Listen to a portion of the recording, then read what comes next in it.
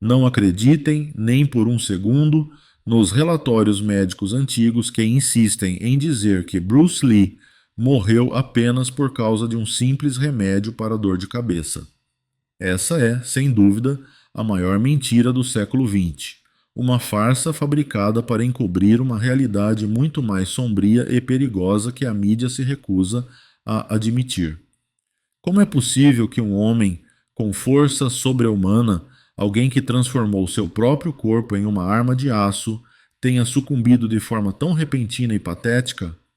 Será que a máfia chinesa, a temida tríade, finalmente cobrou sua dívida de sangue, ou foi um ato cruel de pura inveja de rivais que precisavam apagar o seu brilho?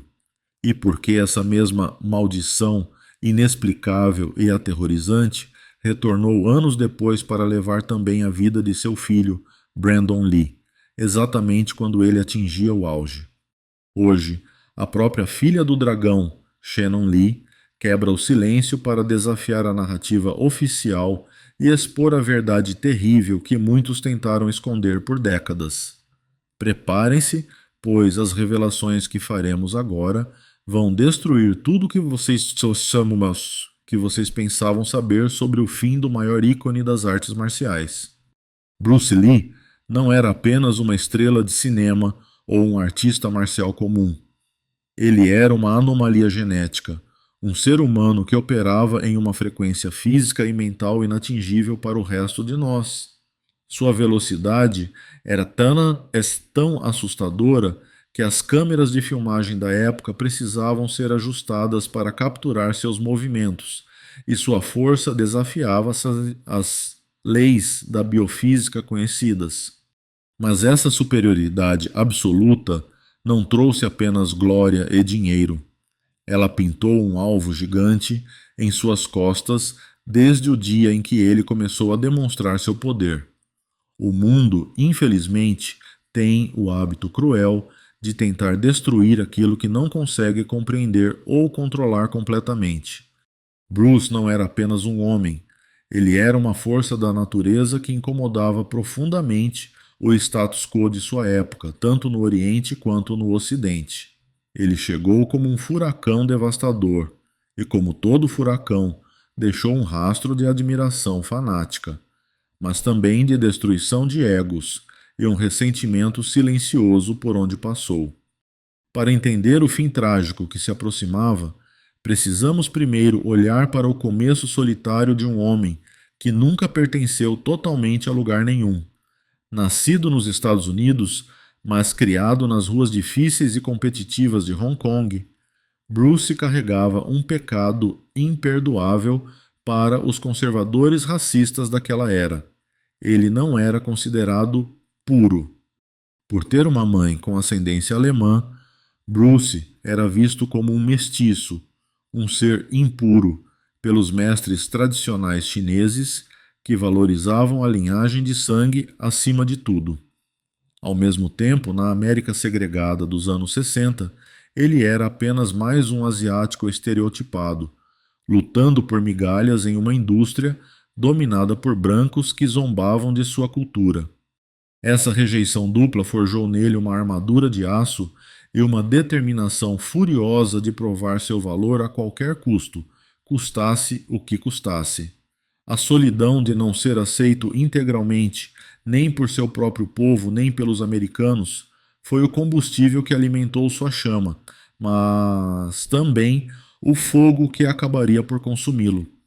A tensão explodiu verdadeiramente quando Bruce cometeu o que muitos mestres consideravam o crime supremo contra sua própria cultura milenar: ensinar os segredos sagrados do Kung Fu para ocidentais. Para a velha guarda de Chinatown e para as sociedades secretas que controlavam o submundo das artes marciais, isso não era apenas uma inovação pedagógica, era uma alta traição imperdoável. Ele abriu suas academias para todos, brancos, negros, latinos, quebrando séculos de silêncio, tradição e exclusividade racial. Ao democratizar a luta e compartilhar o conhecimento letal, ele estava, na visão distorcida dos tradicionalistas, vendendo a alma da China para os demônios estrangeiros. Cada aluno não chinês que entrava em seu dojo aumentava a lista de inimigos poderosos e perigosos que desejavam vê-lo falhar ou, pior, desaparecer do mapa. Ele estava desafiando uma ordem que existia há séculos, e a história nos mostra que quem desafia o sistema raramente sai ileso. Essa fúria acumulada dos tradicionalistas culminou no lendário e misterioso confronto com Wong Jackman, um evento divisor de águas que mudaria o destino de Bruce para sempre. Não se tratava de uma simples troca de golpes esportiva ou uma disputa amigável entre atletas. Era um ultimato violento entregue pessoalmente pela comunidade ortodoxa chinesa. A mensagem era clara, direta e brutal. Pare de ensinar os estrangeiros imediatamente ou sofra as consequências físicas permanentes de sua desobediência.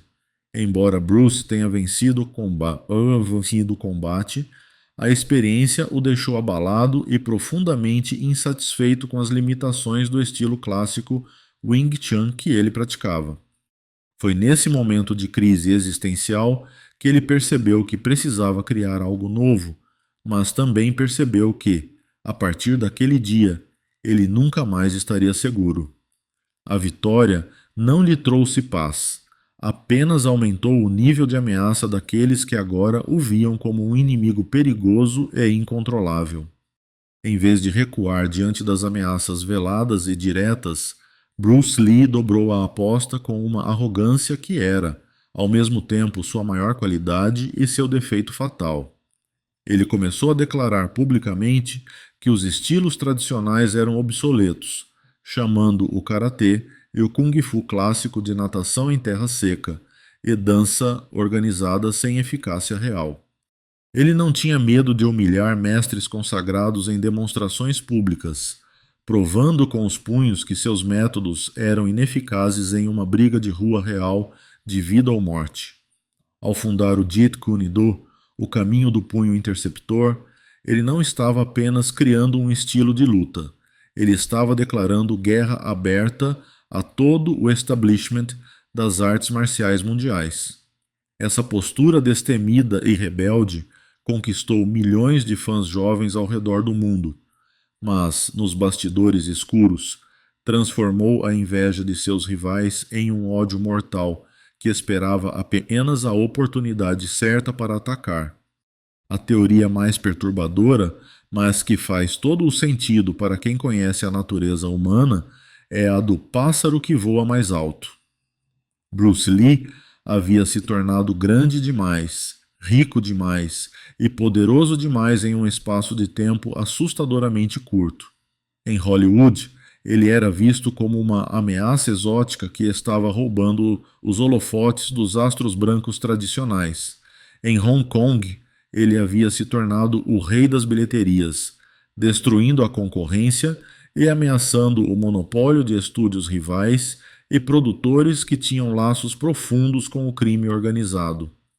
Quando um único homem começa a movimentar milhões de dólares e a ditar as regras do jogo, ele inevitavelmente tira o pão da boca de gente muito perigosa.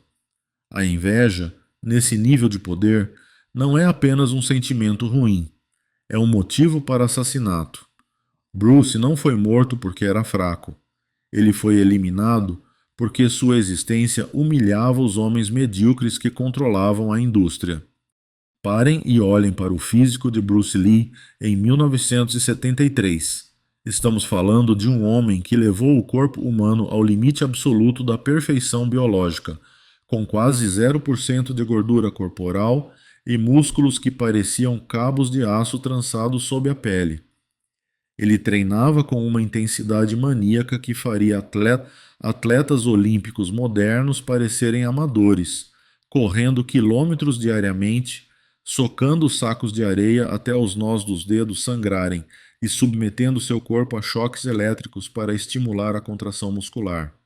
É biologicamente e logicamente ofensivo aceitar que uma máquina de combate tão perfeitamente calibrada, Um homem capaz de fazer flexões com apenas 2 dedos e chutar mais rápido do que o olho humano pode ver, simplesmente desligou por causa de uma reação alérgica leve. A narrativa oficial nos pede para acreditar que o homem mais forte do mundo foi derrubado por uma pílula que donas de casa tomavam para enxaqueca. Isso não é apenas improvável, é um insulto à nossa inteligência. Há evidências claras de que algo sinistro estava acontecendo com seu corpo, semanas antes daquela noite fatídica. Sinais que foram convenientemente ignorados pelos relatórios oficiais. Meses antes de morrer, Bruce desmaiou durante as sessões de dublagem do filme Operação Dragão, sofrendo convulsões e vômitos que os médicos não conseguiram explicar satisfatoriamente na época. Ele perdeu uma quantidade alarmante de peso em muito pouco tempo, ficando com o rosto encovado e uma aparência cansada que contrastava com sua energia inesgotável.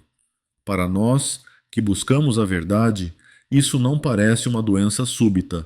Isso tem todas as características clássicas de um envenenamento lento e sistemático. Alguém estava minando a saúde do dragão pouco a pouco, enfraquecendo suas defesas internas para que o golpe final parecesse natural aos olhos do público. Além disso, Bruce estava vivendo sob uma pressão psicológica insuportável, recebendo cartas anônimas e ameaças veladas que ele tentava esconder de sua esposa Linda para protegê-la. Ele sabia que estava sendo vigiado. Sabia que havia cruzado linhas perigosas ao recusar pagar taxas de proteção para as gangues que controlavam os sets de filmagem em Hong Kong. Ele desafiou publicamente diretores e produtores corruptos, recusando-se a ser uma marionete em suas mãos. Essa postura desafiadora criou um clima de tensão onde cada refeição, cada bebida e cada remédio que ele ingeria poderia ser a arma do crime. O mundo via o super-herói na tela, mas nos bastidores, Bruce Lee estava cercado por cobras venenosas esperando o momento certo para dar o bote fatal. A morte natural foi apenas a capa conveniente que permitiu aos assassinos escaparem impunes, rindo da justiça enquanto o mundo chorava a perda de seu ídolo. Vamos transportar nossas mentes para a tarde sufocante e úmida de 20 de julho de 1973, em Hong Kong. Bruce estava no apartamento de Betty Ting Pei, uma atriz formosa e polêmica, supostamente para discutir o roteiro de seu próximo filme, O Jogo da Morte. Mas o cenário estava montado para algo muito mais sinistro do que uma simples reunião de trabalho. Raymond Shaw, o poderoso produtor e sócio de Bruce, também estava presente naquela tarde. Há relatos contraditórios sobre o clima da reunião, mas uma coisa é certa: Bruce não estava bem. Ele reclamou de uma dor de cabeça lancinante, uma dor que parecia vir de dentro para fora, como se seu cérebro estivesse sendo esmagado. Foi nesse momento de vulnerabilidade que o destino, ou uma mão humana perversa, interveio na forma de um pequeno comprimido branco. Betty ofereceu a ele um analgésico comum chamado Equagesic, uma mistura forte de aspirina e meprobamato, um tranquilizante muscular. Bruce tomou o remédio, confiando nas pessoas ao seu redor, e foi se deitar no quarto para descansar um pouco, antes do jantar planejado com o ator George Lazenby. Ele fechou os olhos para um cochilo, um descanso merecido para um guerreiro cansado. Raymond Shaw foi embora, deixando Bruce sozinho com Betty. O silêncio que se seguiu naquele apartamento não foi de paz, mas o silêncio premonitório da morte. Quando Betty tentou acordá-lo horas depois, o dragão não respondeu. Seus reflexos lendários haviam desaparecido. Sua pele estava fria. O homem que podia interceptar um soco em frações de segundo não conseguiu interceptar a morte que veio durante o sono. O caos que se seguiu foi absoluto. Ambulâncias foram chamadas. Médicos tentaram ressuscitá-lo em vão, e a notícia explodiu como uma bomba atômica em Hong Kong. O herói invencível estava morto, e pior, morto na cama de outra mulher. O relatório oficial da autópsia foi, no mínimo, insultante para a inteligência de qualquer um que o lesse com atenção crítica. A causa da morte foi listada como edema cerebral agudo, um inchaço massivo do cérebro, causado por uma hipersensibilidade aos componentes do Equadisic. Em termos leigos, disseram que ele morreu de uma reação alérgica a um remédio para dor de cabeça. Pensem na insanidade dessa conclusão. O Equadisic era um medicamento prescrito para milhões de pessoas em todo o mundo naquela época. Era tão comum quanto uma aspirina hoje em dia. Bruce Lee, um homem que consumia vitaminas, ginseng cru e tinha um controle metabólico absoluto, supostamente teve uma reação fatal a uma dose que não mataria nenhuma criança, é a explicação mais conveniente possível para encerrar um caso. Dizer que foi uma morte acidental por remédio fecha o inquérito, evita investigações criminais de homicídio e protege a reputação de todos os envolvidos vivos. Mas para nós, os fãs, essa pílula mágica soa como o álibi perfeito. Se você quer matar alguém sem deixar rastros de violência, sem balas, sem facas, você usa algo que pode ser explicado como um acidente médico. O inchaço cerebral foi real, sim, mas a pergunta que nunca calou é: o que realmente causou esse inchaço?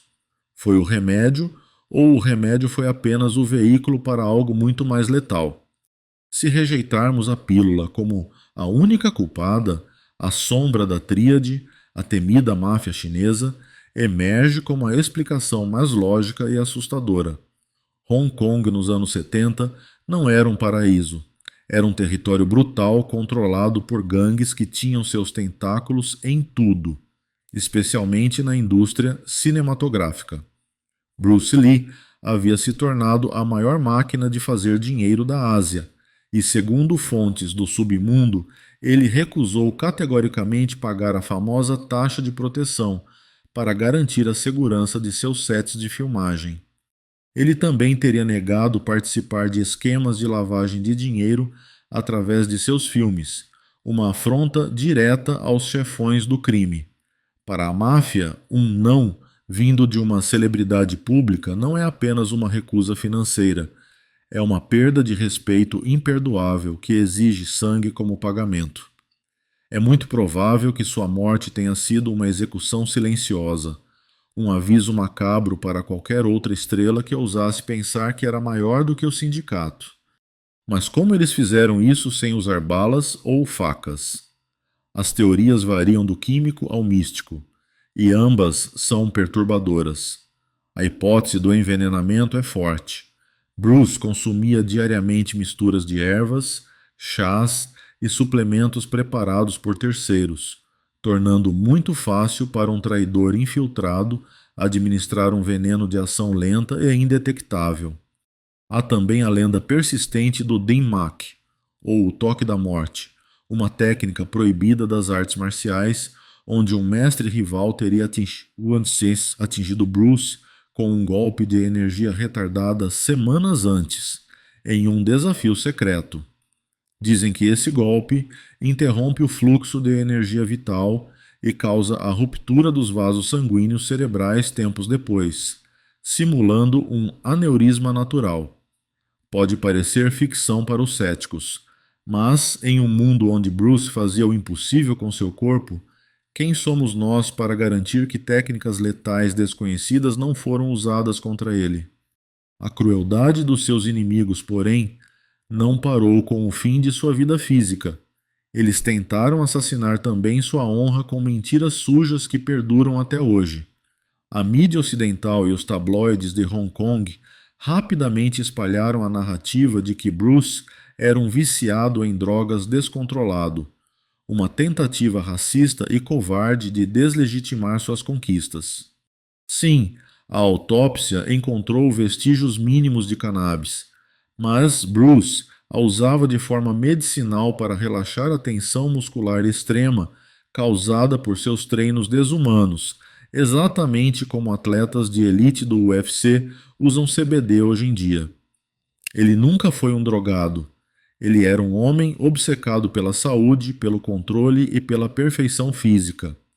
Essa história de drogas foi plantada para transformar o ídolo em um vilão aos olhos do público conservador. Da mesma forma, o escândalo sobre ele ter morrido na cama de Betty Timpei foi explorado ao máximo para desviar a atenção do crime real. Ao focar no suposto adultério e criar um drama doméstico sensacionalista, os verdadeiros culpados criaram a cortina de fumaça perfeita.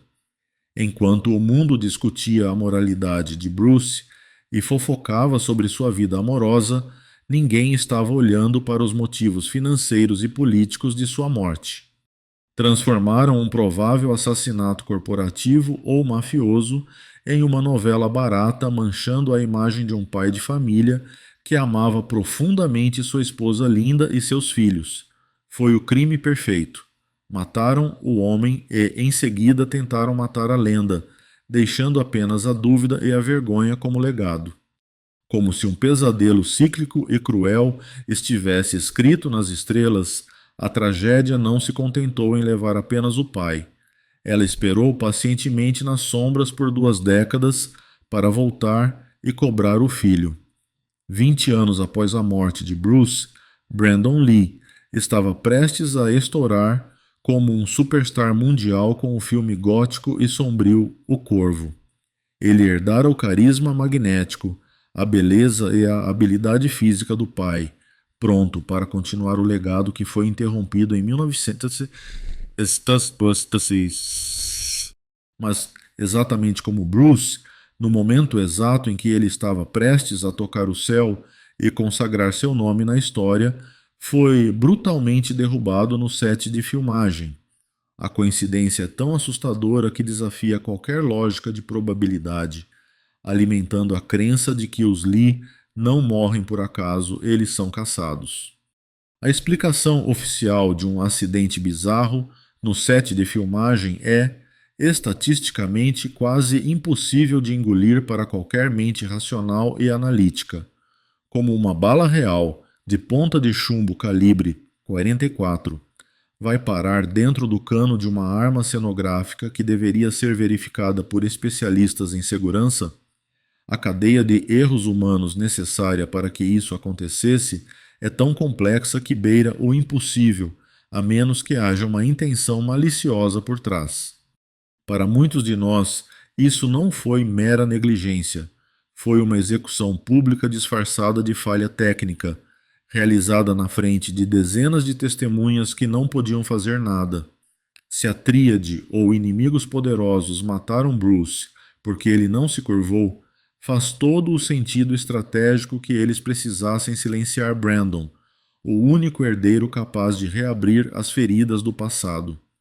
Há rumores persistentes no submundo de que Brandon estava começando a fazer perguntas perigosas sobre a verdadeira causa da morte de seu pai e planejava usar sua fama crescente para expor os culpados. Se isso for verdade, sua morte foi uma queima de arquivo preventiva, uma mensagem sangrenta para garantir que os segredos de 1973 permanecessem enterrados para sempre. A dor de Linda Lee Cadwell é algo inimaginável, uma tortura que nenhuma mulher deveria suportar. Enterrar o marido jovem e anos depois enterrar o único filho homem, ambos mortos em circunstâncias misteriosas ligadas à indústria que os dois amavam. Essa repetição macabra sugere algo muito mais sombrio do que o mero acaso ou má sorte. Sugere uma vendetta, um extermínio planejado de uma linhagem de guerreiros por homens poderosos que juraram que nenhum dragão dessa família voaria livre novamente. Mas a história não termina apenas em tragédia e silêncio. Das cinzas desse legado doloroso, Shannon Lee emergiu não apenas como uma filha enlutada, mas como uma guerreira feroz, disposta a defender a honra de seu clã a qualquer custo. Durante décadas, Ela assistiu calada enquanto Hollywood e a mídia sensacionalista distorciam a imagem de seu pai, reduzindo um filósofo profundo a uma caricatura de gritos agudos. O ponto de ruptura aconteceu recentemente com o filme de Quentin Tarantino, Era uma Vez em Hollywood, que retratou Bruce como um fanfarrão arrogante e caricato. Shannon não aceitou esse desrespeito. Ela rugiu de volta com a força do sangue que corre em suas veias, expondo a verdade terrível que poucos têm coragem de admitir. A indústria ocidental nunca respeitou Bruce Lee enquanto ele estava vivo, e continua tentando diminuí-lo mesmo após sua morte. Shannon revelou que a suposta arrogância que Tarantino debochou era, na verdade, um mecanismo de defesa vital de um homem asiático tentando sobreviver em uma América racista dos anos 60. A verdade cruel não é que Bruce era um homem mau ou viciado, mas que ele teve que trabalhar 3 vezes mais do que qualquer ator branco, como Steve McQueen, apenas para ser notado. Ele carregava o peso de representar todo o seu povo nas costas. Ao combater publicamente essas representações falsas, Shannon desmantelou as mentiras sobre o astro drogado e infiel. Ela mostrou que as fofocas plantadas após 1973 eram armas usadas pelo sistema para justificar o descarte de um ídolo que se tornou incômodo. A filha revelou que o verdadeiro crime não foi apenas a morte física de seu pai, mas a tentativa contínua e sistemática de assassinar seu caráter ao longo de 50 anos. Se despirmos a capa de super-herói invencível, o que resta é algo ainda mais impressionante: um ser humano profundo, vulnerável e genial. Shannon nos lembra que, antes de ser o dragão, Bruce era um pai amoroso que rolava no chão com Brandon e Shannon, um homem que escrevia poesias sensíveis e passava horas em sua biblioteca particular devorando livros de filosofia, psicologia e biomecânica. Aqueles que tentaram sujar sua imagem pintando-o como um mulherengo superficial falharam miseravelmente, porque esqueceram da rocha que sempre esteve ao seu lado, Linda Lee Cadwell. Apesar dos rumores maldosos sobre Betty Tingshay, o amor e a parceria entre Bruce e Linda eram a fundação de sua vida. Ela era a única que conhecia seus medos, suas dores físicas e seus sonhos mais loucos. Tentar reduzir sua vida a um escândalo de tabloide é ignorar o homem que lutou contra o racismo sistêmico para dar um futuro digno à sua família mestiça. Os assassinos, sejam eles mafiosos, rivais invejosos ou o próprio destino, podem ter conseguido parar seu coração, mas falharam na missão principal. Eles não conseguiram matar sua mente. Bruce Lee não era apenas um lutador. Ele foi o maior filósofo do combate que já existiu. Sua filosofia do Jeet Kune Do, ou o caminho do punho interceptor, foi uma revolução intelectual. Ele pregava a liberdade de expressão corporal, o abandono de formas rígidas e a adaptação total. Seja água, meu amigo. Ele nos ensinou que a rigidez leva à morte, enquanto a fluidez leva à sobrevivência. Essa mentalidade transcendeu a morte física e se tornou imortal. Para vocês, amantes da luta e praticantes de jiu-jitsu ou muay thai, olhem para o octógono do UFC hoje. O que vocês veem? Vocês veem a visão de Bruce Lee materializada. Dana White, o presidente do UFC, já disse publicamente: Bruce Lee é o pai do MMA moderno. Décadas antes de Rorion Gracie criar o UFC, Bruce já estava misturando boxe, esgrima, grappling e chutes, descartando o que era inútil e absorvendo o que era útil. Ele foi o primeiro a entender que um lutador completo não pode se prender a um único estilo. A ironia suprema é que, ao tentar eliminá-lo por quebrar as tradições, seus inimigos apenas aceleraram a evolução que ele começou. Hoje, Cada soco, cada chute e cada finalização em um cage de MMA carrega um pouco do DNA do dragão. O corpo morre, mas a ideia é a prova de balas. No final das contas, a terrível verdade que prometemos revelar não é que Bruce Lee era um vilão, mas sim que o mundo era pequeno demais e cruel demais para comportar um homem do tamanho dele. Se foi a tríade que o envenenou, se foi um mestre rival com um golpe fatal, ou se foi o próprio destino cobrando o preço por tamanha genialidade, a realidade é que eles falharam. A inveja dos homens medíocres pode até destruir a carne, mas é impotente contra o espírito. Bruce viveu como uma vela queimando intensamente pelas duas pontas. Ele nos deu em 32 anos o que a maioria dos homens não conseguiria em 10 vidas. Ele sacrificou sua energia vital para acender uma chama que iluminou o mundo das artes marciais para sempre. Pensem nisso. Os nomes dos gangsters que o ameaçaram, os produtores que tentaram explorá-lo e os críticos que o desprezaram. Onde estão eles agora? Eles são poeira, esquecidos na lata de lixo da história. Ninguém sabe seus nomes. Mas Bruce Lee, o nome dele ainda ecoa com reverência em cada academia de fundo de quintal no Brasil, em cada dojo no Japão e em cada octógono nos Estados Unidos. O rosto dele ainda estampa camisetas usadas por garotos que nem eram nascidos quando ele morreu. Essa é a vingança definitiva. Ele não precisou levantar um dedo para destruir seus inimigos póstumamente. O tempo fez isso por ele. Ele se tornou uma ideia, um símbolo de resistência e superação que a morte física não pode tocar. Portanto, quando ouvirem rumores sujos sobre drogas ou traições, lembrem-se de quem ele realmente foi. Lembrem-se do homem que desafiou impérios, que uniu culturas e que nos ensinou que não existem limites, apenas platôs. A verdade dói, sim. Dói saber que ele foi tirado de nós por mãos covardes ou por circunstâncias suspeitas. Mas a maior verdade de todas é que o dragão nunca morreu realmente. Ele apenas mudou de forma, tornando-se água, fluindo através das gerações e vivendo dentro de cada um de nós, que decide levantar e lutar mais um dia. Bruce Lee não foi apenas um ator de cinema, ele se tornou uma religião, um dogma vivo de força e vontade inquebrável. Pouco importa hoje se a causa final foi uma conspiração covarde da máfia, o veneno da inveja humana ou um decreto misterioso dos céus. A chama do pequeno dragão jamais se apagará. Agora eu passo a palavra para você, irmão.